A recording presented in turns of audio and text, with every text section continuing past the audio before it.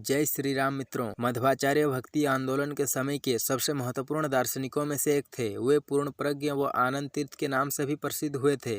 मध्वाचार्य तत्ववाद के प्रवर्तक थे, जिसे द्वैतवाद के नाम से भी जाना जाता है। द्वैतवाद वेदांत की 3 प्रमुख दर्शनों में से एक है। मध्वाचार्य को वायु का तृतीय अवतार माना जाता है। इनका जन्म दक्षिण कन्नड़ जिले के उडुपी शिवल्ली नामक स्थान के पास पाजक नामक एक गांव में सन 1238 ईस्वी में हुआ। अल्पावस्था में ही ये वेद और वेदांगों के अच्छे ज्ञाता हुए और संन्यास लिया। शंकर मत के अनुयायी अच्युत प्रेक्ष नामक आचार्य से इन्होंने विद्या ग्रहण की और गुरु के साथ शास्त्रार्थ कर इन्होंने अपना एक अलग मत बनाया, जिसे द्वैत दर्शन कहते हैं। इनके अनुसार भगवान विष्णु ही परमात्मा है। रामानुज की तरह इन्होंने भगवान श्री विष्णु के आयुधों शंख, चक्र, गदा और पद्म के चिन्हों से अपने अंगों को अलंकृत करने की प्रथा का समर्थन किया। देश के विभिन्न भागों में इन्होंने अपने अनुयायी बनाए। उडुपी में कृष्ण के मंदिर का स्थापना किया, जो उनके सारे अनुयायियों के लिए तीर्थस्थल बन गया। यज्ञों में पशु बलि बंद कराने का सामाजिक सुधार इन्हीं की देन है।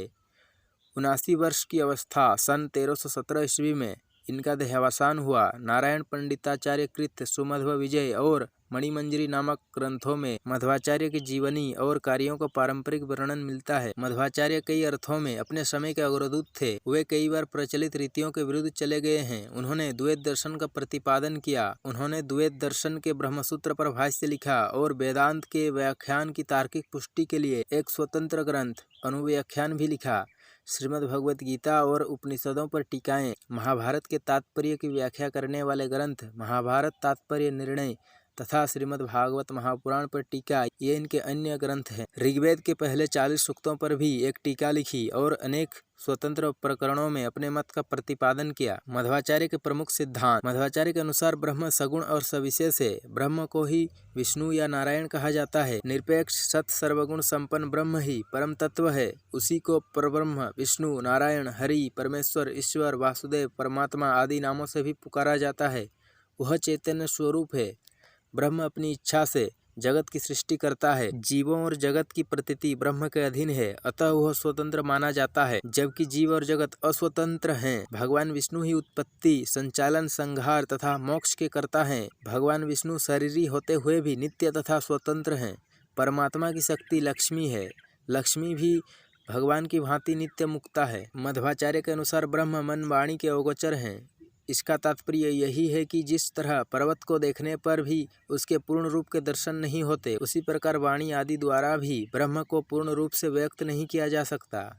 श्री मध्व ने शंकराचार्य के मायावाद का खंडन करते हुए कहा कि जिस प्रकार प्रकाश और अंधकार एक साथ नहीं रह सकते, उसी प्रकार सच्चिदानंद ब्रह्म का अविद्या से प्रभावित होना असंगत है। यदि अविद्या सत है तो अद्वैत सिद्धांत गलत है, और अविद्या असत है तो उसका कुछ भी प्रभाव कैसे पड़ सकता है। मध्वाचार्य के अनुसार जीव ब्रह्म से भिन्न है, किंतु अंश होने के कारण यह अंशी पर अवलंबित है। जीव में भी सत, चित तथा आनंद का निवास है। इन्होंने अनेक प्रकार की योग सिद्धियां प्राप्त की थीं और इनके जीवन में समय समय पर वे प्रकट भी हुई। इन्होंने अनेकों मूर्तियों की स्थापना की और इनके द्वारा प्रतिष्ठित विग्रह आज भी विद्यमान हैं। श्री बद्री नारायण में व्यास जी ने इन्हें सालग्राम की 3 मूर्तियां भी दी थीं, जो इन्होंने सुब्रमण्य, उडुपी और मध्य तल में स्थापित की। एक बार किसी व्यापारी का जहाज द्वारका से मालाबार जा रहा था।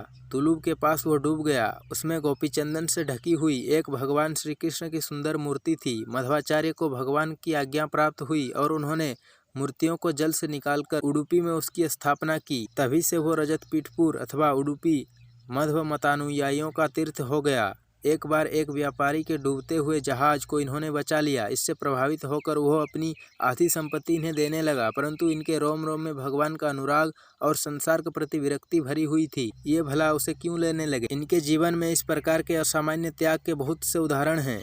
कई बार लोगों ने इनका अनिष्ट करना चाहा और इनके लिखे हुए ग्रंथ भी चुरा लिए, परंतु आचार्य इससे तनिक भी विचलित या क्षुब्ध नहीं हुए, बल्कि उनके पकड़े जाने पर उन्हें क्षमा कर दिया और उनसे बड़ प्रेम का व्यवहार किया। ये निरंतर भगवत चिंतन में संलग्न रहते थे।